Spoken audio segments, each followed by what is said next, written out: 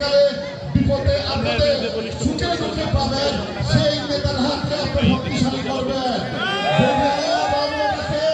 ইনশাআল্লাহ আগামীতে আন্দোলন সংগ্রামের মাধ্যমে যেভাবে দীর্ঘ 17 বছর এই বিরলের মাঠে বিরাটপুরের মাঠে হাজার হাজার লোক নিয়ে আন্দোলন সংগ্রাম করেছি, জেল খেটেছি, পুলিশের অত্যাচারিত হয়েছি, নির্যাতন হয়েছি, জুলুম করেছি।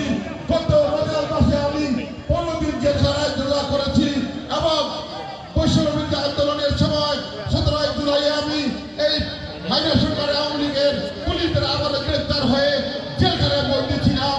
তাই বলতে চাই 2018 সালে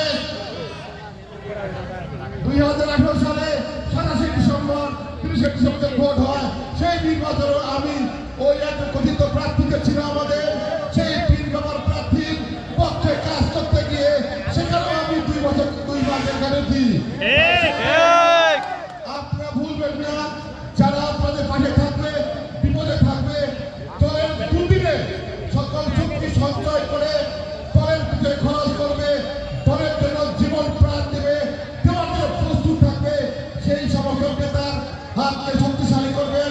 এই আশা ব্যক্ত করে আপনাদের সকলের সহযোগিতা কামনা করে আগামীতে বাংলার জাতীয়তা বিএনপিকে ঐক্যবদ্ধভাবে জনগণের ভোট দিয়ে যে ক্ষমতা আছে এই আশা ব্যক্ত করে আমি আমার বক্তব্য শেষ করছি।